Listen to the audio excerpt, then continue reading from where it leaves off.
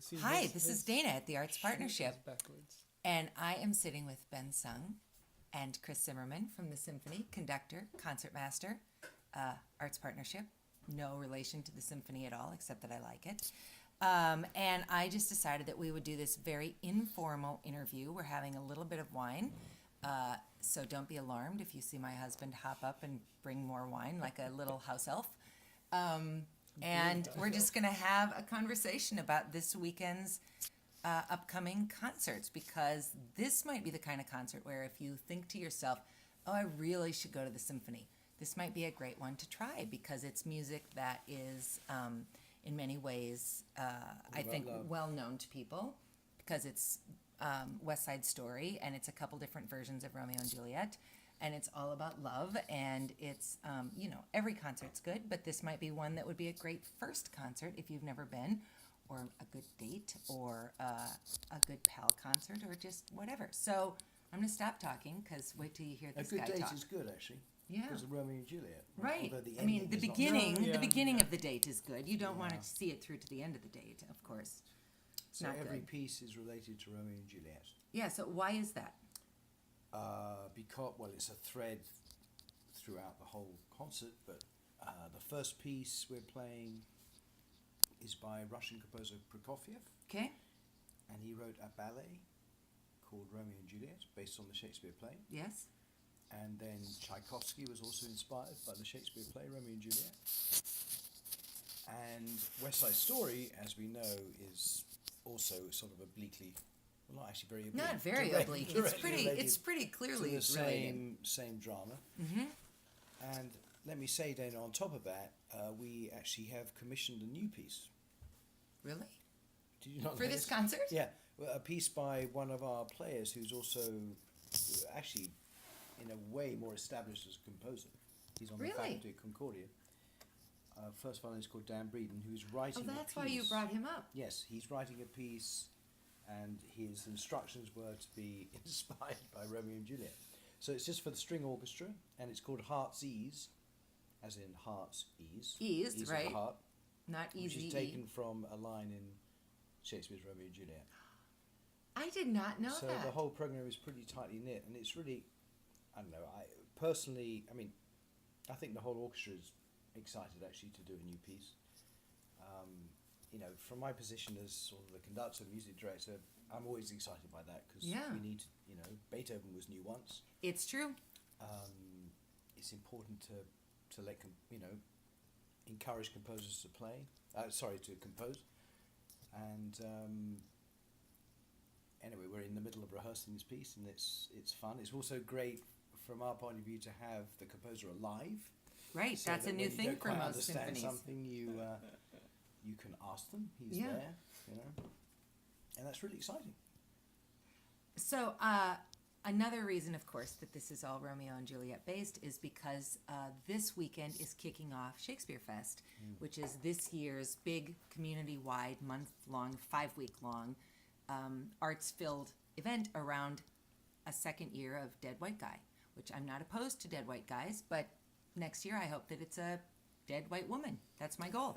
So, you get working on that, please. Yeah, Find me I some will. women besides, Aye, who would that be? Like yeah. Clara Schumann? There aren't that many women Well, composers. actually, Linda has also, surprisingly enough, asked me to do To the think same about thing. that? Yeah, that is surprising that Linda and I would be on the same page. Well, actually, we have I don't want to talk about this yet. No, we don't need to. We do have a piece ready to go.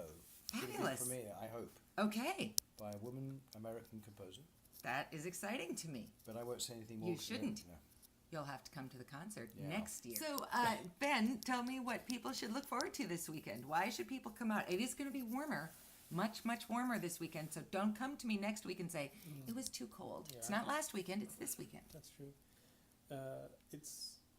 It's actually, for me, it's a lot of my favorite music, and a lot of it very kind of personal or history involved for me. So the Tchaikovsky was a piece that I played the freshman year in high school at Allstate when I was growing up in Texas. Wow. And so we had to prepare little bits of it for the audition, and I still remember the audition and the little bits. And our conductor that year was very charismatic. I'm moving you this way because you sound like Okay. a disembodied voice. He was very charismatic, and he's Ben Zander. Oh yeah.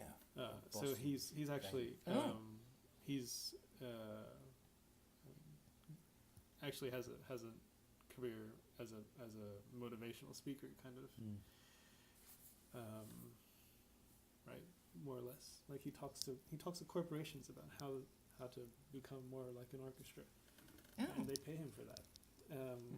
good work but if he you was can get it. he was very, very. I mean, he was very inspiring, and so that piece I remember from that experience. And West Side Story I remember just as a like sort of vignettes growing up, different times and different places in my life when I heard the music, and it was a long time before I got to play it because it's actually sort of It's pretty complicated, virtuosic right? music for an Yeah. It is orchestra. virtuoso. Yeah. It's maybe not it's maybe not the hardest music for any one individual player, but for an orchestra, it's a very, very difficult piece of music, and so I didn't play it until later on in my life, but it's something I've grown up hearing. And the Prokofiev Romeo and Juliet ballet is something that is sort of the opposite. I didn't even know about it until I was into grad school, and but it is, I think, some of the most beautiful and the most memorable and enjoyable music that I It know. really fits this Prokofiev. Ben doesn't know this, but I also didn't know the Prokofiev. It was not a piece I knew when I was young, Okay. so it's sort of newish to me too. Am I going to know it when I hear it? Yeah, Okay. certain parts of it you will, but it really. I mean, it sounds a bit fatuous, I suppose, but it just completely sounds like the play. You know, it just the music. I love fits. that. The music really. I mean, the death of All the- when Romeo's at Juliet's tomb. Yeah. The anguish in this Yeah. music is like All of the- unbelievable. All Yeah. of And the, then Juliet's actual death all is the so scenes are- heartrending. yeah. It's- So I will say that when I was a young single mom, someone gave me a ticket to the symphony. And I had never been. I don't know how I graduated from high school here without having gone to the symphony, but I just hadn't been. And I went by myself. I know what I wore. I mean, it was kind of a big momentous deal. I was pretty young. I mean, not mortifyingly young, but youngish. And it was Tchaikovsky's Romeo and Juliet, which is some of my favorite music. And is great. I stuff. will say that experience really sort of trapped me. I mean, I didn't buy season tickets because that was just inconceivable at that point in my life. But as soon as we could afford them, my now husband and son and I had season tickets. And I really think it was because this music never left me. I mean, that concert was probably 18 years ago. And I mean, it was just an amazing thing. And I have not heard that music live since. that So was I'm really looking for forward me, to that it. was the first-ish piece. Kind of hits you. Yeah. It's very, yeah.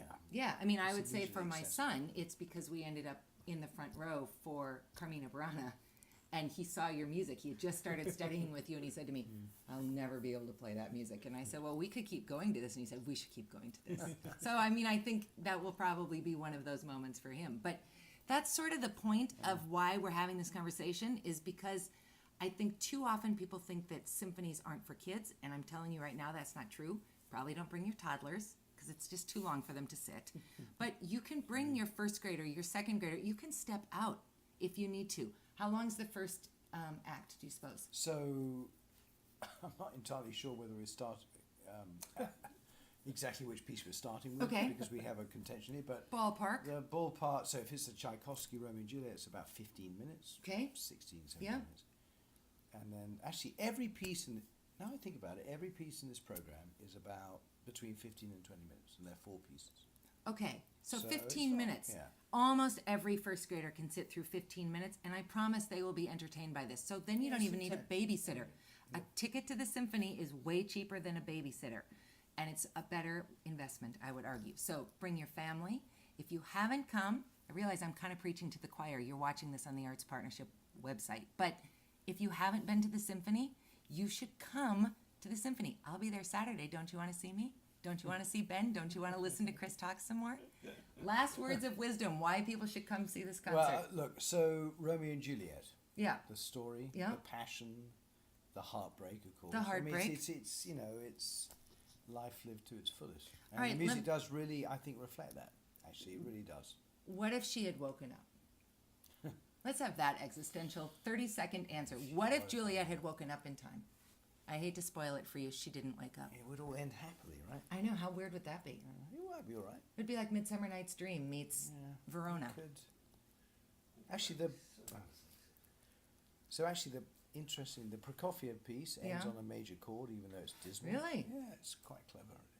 Do you like one piece C better major, than the C other? major. I